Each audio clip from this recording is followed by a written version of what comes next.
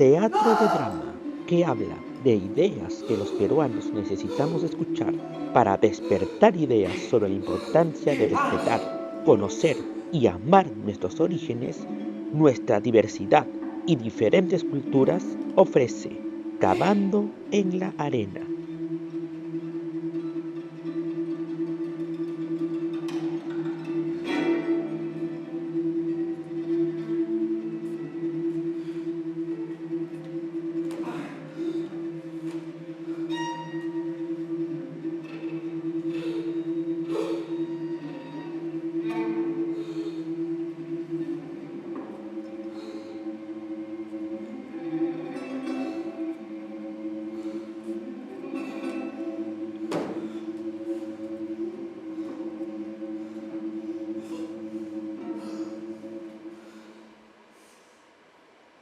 Adentro yo te dije quién era y no me creíste.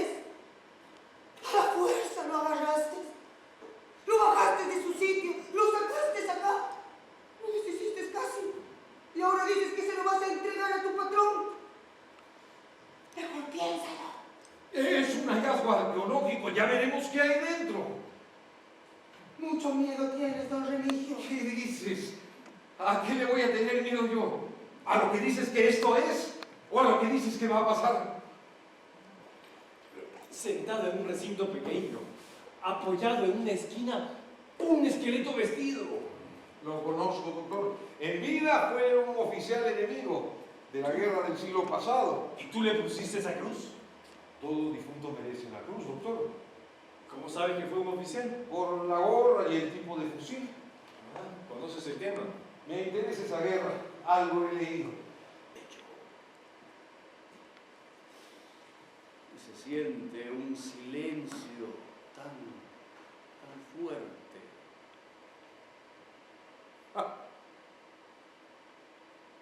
Eso es. Eso es. Aquí no siento mi miedo. ¿Quién mierda podría encontrarme aquí? ¿Carlos Gunter tiene miedo de algo? Por supuesto, tengo miedo de tener cada vez más plata y de estar rodeado de cada vez más gente que se vuelve cada vez más pobre. Experiencia teatral en la que Stephanie Orube,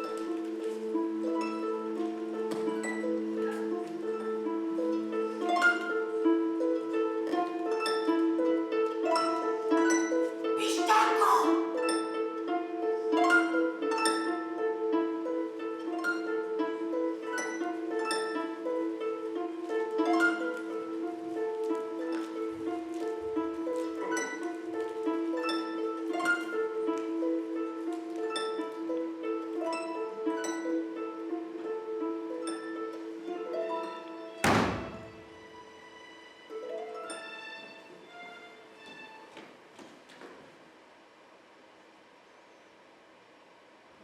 Bien. Sabía que te iba a encontrar aquí. Y seguramente tú sabías que yo estaba llegando. He venido a hablar contigo a solas, Clemencia, ahora mismo. Y es urgente.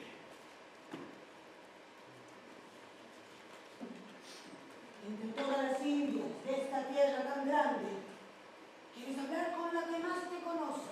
Pistaco. Pues yo no te conozco, yo te he visto recién, pero eres inteligente y sensata. Por eso estoy aquí.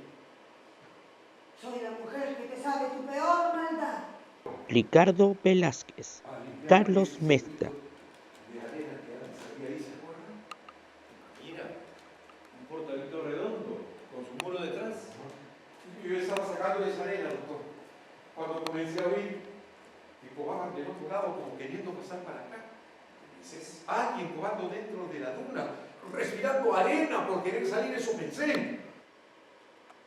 y Leonardo Torres Vilar interpretan a los personajes principales de la historia.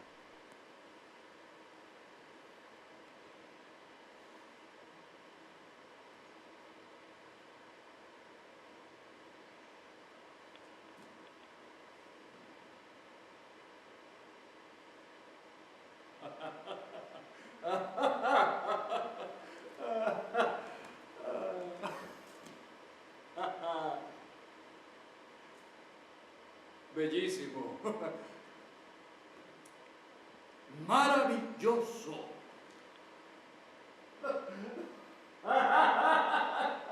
¡Asombroso! ¿Qué más puedo decir? Conmovedor. Enrique, me has dado un momento de profunda dicha. Nunca imaginé que este recinto precioso estaría justo aquí donde comienza la luna. Eso te pasa por ni siquiera asomarte a tu propia excavación, Carlos. En toda la época de Bello, tú jamás... Sí, gravísimo error, pero nunca es tarde para enmendar rumbos. Tú eras La esa bellísima misma pistola Stephanie traías. Orube nos da Quisiste detalles pasar, de su en personaje. Coamo estabas, aquí hice el fuego, no te quisiste sentar. No recuerdo, Clemencia. ¿Qué quieres de mí? Parado mirándome estabas. Con tu dedo me señalabas mientras le enseñabas a mi taita tu bolsa llena de plata, mientras me preguntabas, ¿cuánto quieres? ¿A cuánto me la dejas? Lo recuerdo, Clemencia, y lo lamento, te lo juro. Mi taita arranchó tu bolsa y se fue corriendo. Y mi mamá se fue a pegarte, pero tú disparaste al techo. Entonces ella corrió asustada y ahí tú trancaste la puerta. Stephanie. ¿Cómo estás, amiga? Bien, después de mucho tiempo. Sí, casi 4 años. Sí, pues no, porque un poco antes de pandemia, creo, no nos vimos, ¿verdad? Sí, y bueno, y la pandemia y todo esto, ¿no? Pero qué lindo encontrarnos aquí en el teatro, que es un espacio mágico, y se hizo la luz. Exacto, como tiene que ser. Así es. Y Pues estamos, como tú bien dijiste, en la obra Cavando en la Arena, escrita y dirigida por Alonso Alegría. coméntame sobre tu personaje en esta historia, mi bella Stephanie. ¿Cuál es? Clemencia. Clemencia es una india adivina de la Jalca de Surimarca.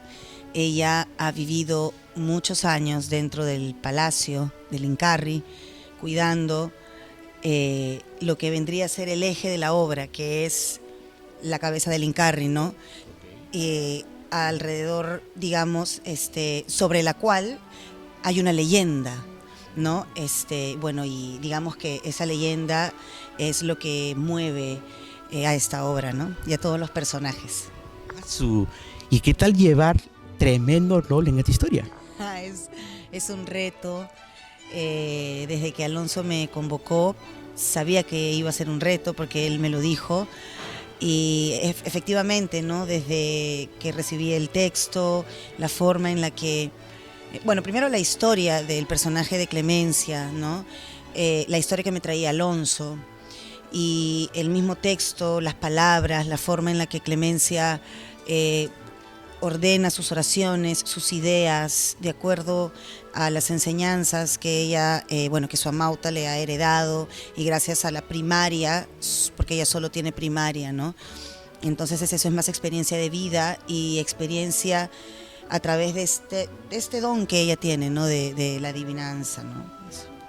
Digamos que el rol que te dieron en esta historia, tú feliz. Sí, claro que sí, siempre. En realidad cada rol que llega para mí, en mi vida, en mi carrera, siempre tiene un valor especial, ¿no? Cada personaje tiene su dificultad, su proceso, y por eso es particular y especial. Clemencia, además en este momento de mi vida, llega preciso porque estoy súper conectada con mi lado... que tiene que ver con las raíces andinas. Yo amo el quechua y poco a poco estoy logrando acercarme a él a manera de juego, con los distintos personajes, conectándome más con la Pachamama, con los dioses de la naturaleza, que es lo que como ser humano a mí me mueve, me conecta con esta vida, ¿no? La obra ya se encuentra en temporada. Puesto hasta el 14 de agosto a las 8 de la noche de jueves a domingo aquí, jueves a domingos, aquí en el Centro Cultural Ricardo Palma de la Municipalidad de Miraflores. ¿Y qué tal las expectativas de aquí a lo que venga de la temporada, que es hasta el 14 de agosto? Bueno, muy bonitas, cada vez que viene el público sale contento, sale siempre con muchas preguntas, con muchas respuestas, con muchos comentarios, con muchas incógnitas, entonces eso es bueno, eso es bueno. Nosotros esperamos que el teatro se siga llenando, que la gente siga viendo esta historia, que la siga conociendo y que siga habiendo más arte, ¿no? Y más cultura ahorita en esta época que es cuando más la necesitamos, más lo necesitamos.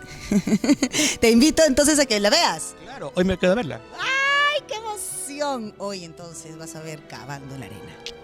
Así es. Gracias, María Stephanie.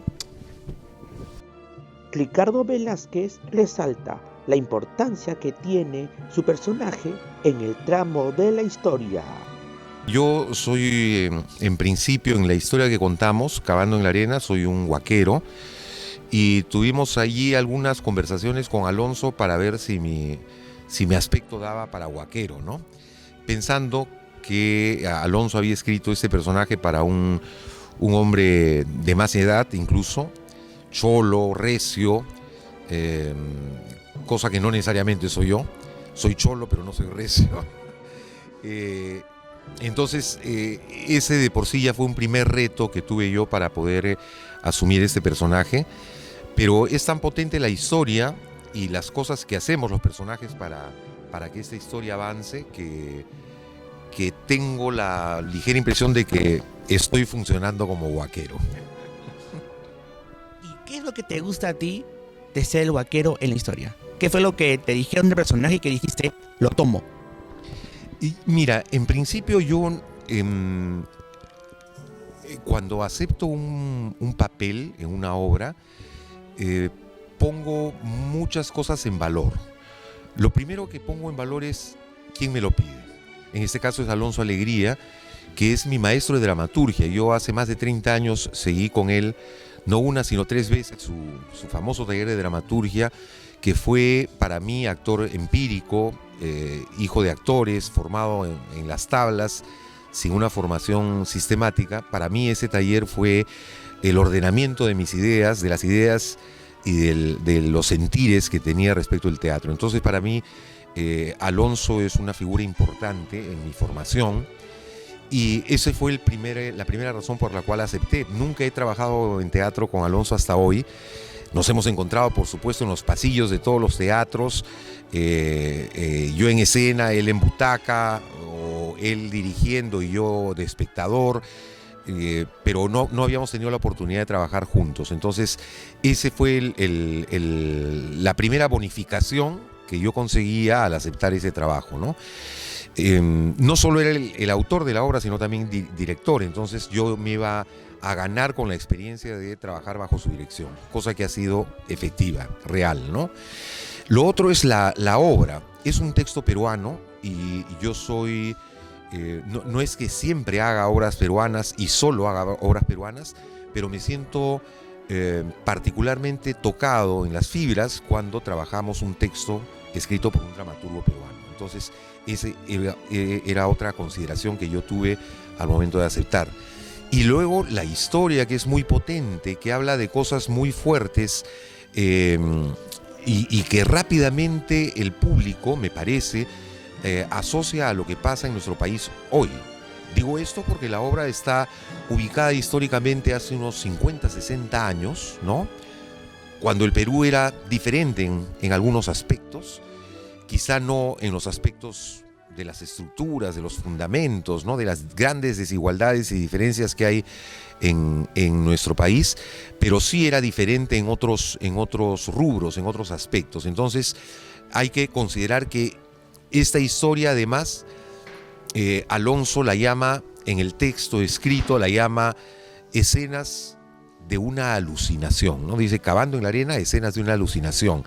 Y nos lo ha recordado él cuando nos dirigía, cada cierto tiempo nos recordaba, recuerden que esto es una alucinación. Entonces, eso no se lo decimos al público porque el público no tiene el texto escrito, pero él subtitula su obra como escenas de una alucinación con interludios. Entonces, la historia, creo que sin necesidad de mencionar este subtítulo, conecta con el público a partir de eso, ¿no? A partir del hecho de que hay visos de visos, señales de la historia de nuestro país, de la vieja historia, de una historia de hace 60 años, y no obstante nos está como palpando, tocando y diciendo, ojo, ¿no te parece esto conocido? Son cosas que están pasando, sobre las que pensamos, sobre las que nos atormentamos hoy día también. Entonces, el conjunto de todos estos elementos hace que yo participe voluntariosamente, animosamente en este montaje. ¿Qué esperas de la temporada? Bueno, siempre esperamos los teatristas que el teatro esté lleno, ¿no? En estos tiempos que todavía ni siquiera podemos llamar pospandemia, porque quién sabe hasta cuándo durará, estamos en una cuarta ola, hay que seguir cuidándose. No obstante esto, el público está regresando al teatro, y nosotros, los teatristas, vivimos del público, vivimos no solo en términos económicos, sino también en términos de realización profesional. Para nosotros, si bien lo que pasa en escena es lo más importante en ese momento, estratégicamente lo que queremos es compartir con el público una historia que te puede decir muchísimas cosas, o pocas, no sé, depende de la historia, pero es innegable que el público es el segundo elemento, al lado del hecho escénico, es el segundo elemento con que podemos hablar de teatro en nuestro país, ¿no? Y en el Perú el teatro no es una institución social, no está incorporado a la vida de las personas en general, siempre seremos un universo pequeño, pero también muchas veces es un público de calidad, y queremos convocarlo, queremos compartir con ellos esta historia. Un drama interesante que de pronto da a luz una versión actual y pertinente ofrece la puesta en escena, dando Carlos Mesta detalles de la producción. Comenten un poco sobre esta producción que estoy viendo que está increíble. ¿Cómo ha sido los ensayos para montar la obra? Bueno, los ensayos se iniciaron en la casa de Alonso, el director, luego pasamos al estudio, que es el espacio de taller de teatro de Leo Torres Vilar, que lo cedió muy gentilmente, y luego en los salones de la municipalidad y finalmente acá en el teatro, ¿no? El concepto es un poco evocar una atmósfera, la atmósfera de una huaca, ¿no? Y en este caso la referencia es la huaca donde se perdió cuando era joven o niño Alonso Alegría, el director, el autor también. Entonces eso le da una referencia como para usar un tipo de huaca que yo creo que es absolutamente válido, ¿no? Y eso es lo que trata de representar un poco la panorámica que tenemos de fondo, ¿no? Sí. Y bueno, los muebles son de una supuesta excavación, ¿no? Muy bien hechos por Coco Luyo, que es un realizador extraordinario, ¿no? Sí. Tu personaje, tengo entendido que es uno primordial en la historia. Coméntame un poco. Bueno, fíjate, los personajes están repartidos muy bien porque no puede faltar ninguno. Con una buena obra no puede faltar ninguna historia ni ningún personaje. Los cuatro tenemos el sostén de la historia. El mío es Enrique Solís, el arqueólogo de esta excavación, que tiene un huaquero que es Remigio, que lo hace Ricardo Velázquez, y le entrega al arqueólogo, a Miguel, que lo hago yo, a Enrique Solís, perdón, que lo hago yo, la cabeza del Incarri, que ha sido descubierto. Creo que por ahí puedo ir soltando cosas porque al final no. Entonces, toda la excavación, toda la atmósfera y el mundo de la excavación, en ese mundo estamos el huaquero y el arqueólogo, o sea, Ricardo Velázquez y yo, ¿no? Remigio y Enrique Solís. Este personaje te ha tocado en la historia, Sí, finalmente son los que a raíz de esa excavación, de ese encuentro. Lo que pasa es que es central el encuentro, el carril es el momento central. A raíz de eso es que hay una reacción inesperada, insospechada, increíble, casi esotérica, de una población indígena que va bajando a traer la momia, trayendo la momia, y sí, para juntarse junto con la cabeza. Entonces eso pasa a ser parte de la leyenda, del mito. Y digo insospechado porque tanto el arqueólogo, que soy yo, como el huaquero, que es Ricardo, no nos podemos imaginar que eso suceda por un simple hallazgo arqueológico, ¿no? Es como si la historia, como si la leyenda empezara a cobrar vida, ¿no? Como si un mito empezara a cobrar vida, ¿no? Y el mito de que a partir de eso el mundo se va a dar vuelta, ¿no? Sí, que es lo que está pasando. Estoy viendo una buena historia, unos grandes actores, una buena escenografía. ¿Qué otros elementos más vamos a encontrar acá que aseguren el éxito de esta magnífica obra? Un buen público, que hace falta, que son ustedes. ¿Qué más? Unas buenas entrevistas como esta, una buena iluminación que creo que estamos logrando, y sobre todo una buena comunicación, que es lo que creo que empieza a pasar entre los personajes que encarnan los actores y el público, ¿no? La sala es muy acogedora. Las salas municipales se han vuelto muy acogedoras. El municipio yo creo que está cumpliendo una función extraordinaria en ese sentido. Los municipios con sus salas de teatro, que inicialmente son auditorios, han sido implementadas, han estado siendo implementadas para teatro, cumplen una función cultural extraordinaria en este momento. Y el Teatro Ricardo Palma lo está haciendo, ¿no? Con esta apertura no solamente para cosas de eventos como auditorios, sino para obras de teatro, ¿no? Y es una sala muy acogedora y tiene una muy buena capacidad exacta para historias como esta, ¿no? Cavando en la Arena es perfecta para decirle al Perú cómo es que podríamos reducir la brecha de desigualdades si trabajáramos juntos como en algún momento lo hicieron nuestros antepasados, contando Leonardo Torres Pilar cómo se siente de ser parte del proyecto y lo que encontraremos en la temporada. Estoy muy contento porque hacía tiempo que quería trabajar con Alonso. Aquí le tengo mucho cariño, mucho respeto, lo conozco desde que tengo memoria, muy amigo de la familia. Y con este elenco, con Estefaní, con Carlos y con Ricardo, que son compañeros a quienes admiro, cuyo trabajo realmente aprecio. Entonces, estar en escena con ellos es una maravilla, me encanta y soy feliz estando en esta obra. Comentaste a tu personaje. ¿Cuál es en la historia? Vengan a verla y se darán cuenta. El personaje se llama Carlos Gunther, es de ascendencia alemana, es un multibillonario, un hombre con muchísima plata, se supone que uno de los hombres más millonarios del mundo. Y básicamente es, al igual que con el resto de personajes, ¿no?, la relación que tiene él con este gran hallazgo arqueológico que ocurre en este lugar donde tiene lugar la obra. Básicamente él pertenece al estrato que está en dominio. Debería ser el estrato que quede abajo cuando el mundo se dé vuelta, porque la obra se trata sobre todo del mundo dándose vuelta. Él va a tener su propia versión de qué cosa es que el mundo se dé vuelta exactamente, y habrá una versión para cada uno de los personajes. Yo te puedo decir lo que es para mí el hecho de que el mundo se dé vuelta, ya no para mi personaje, sino para mí. ¡Wow! ¿Y qué tal llevar este rol en la historia, mi estimado Leonardo? ¿Rol en la historia de la humanidad o en la historia de la obra? Mira, es como se suele decir, la obra es un ejercicio para 4 dedos, como le suelen llamar. Es la historia de estos 4 personajes frente al hallazgo que acaba de ocurrir. El lugar que yo tengo dentro de la obra, dentro de esta historia, no es precisamente agradable, ¿no? Sí, es el villano, de acuerdo. Es aquel que sale perdiendo si el mundo se da vuelta, sí.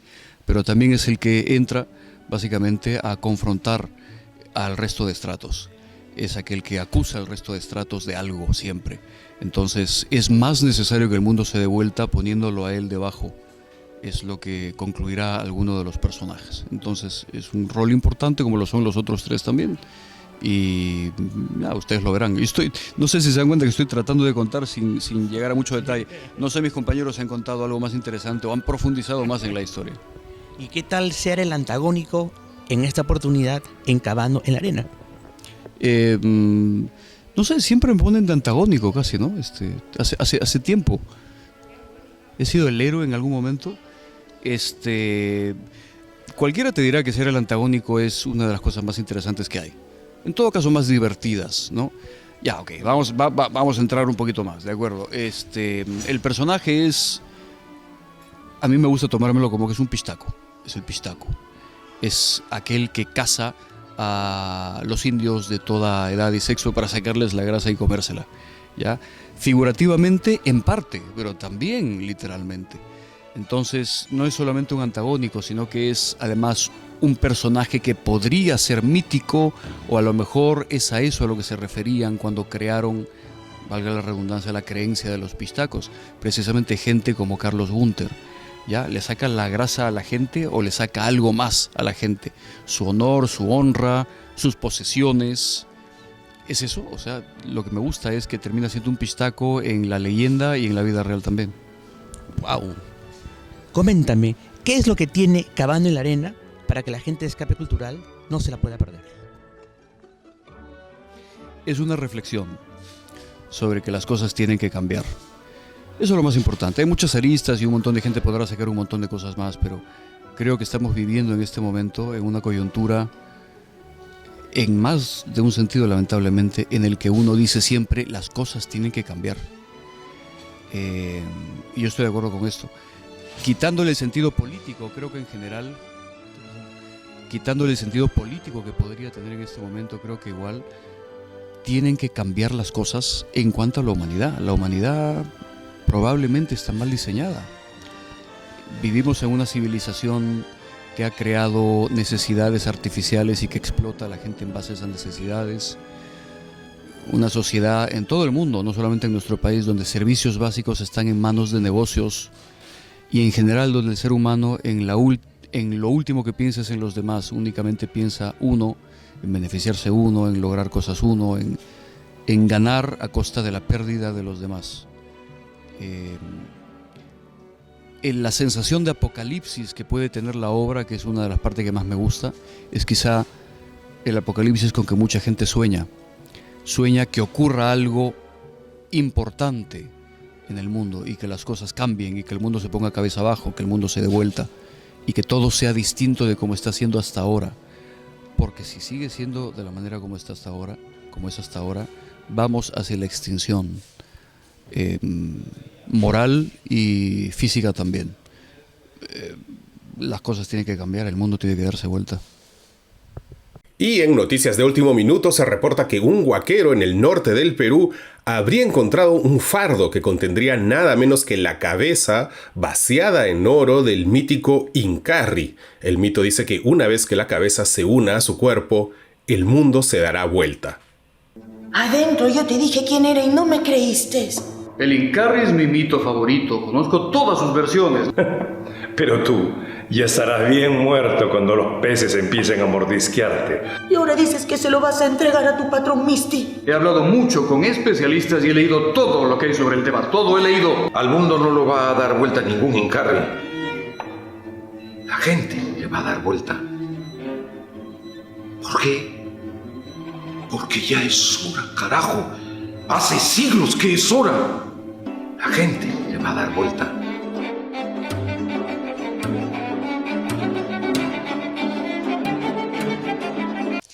Hola amigos de Escape Cultural, soy Stephanie Orue y quiero invitarlos a que no se pierdan Cavando en la Arena.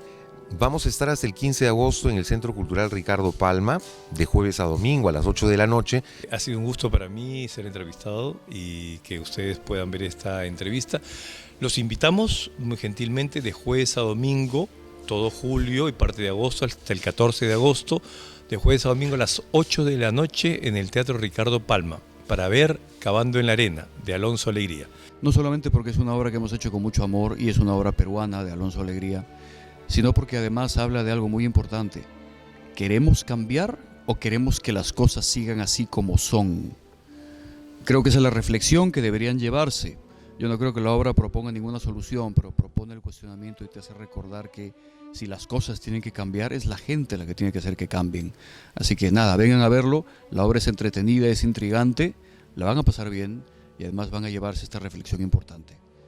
Amigos de Escape Cultural, cuídense mucho, nos vemos en el teatro. Escape Cultural. Luis Alberto Corredor Efio.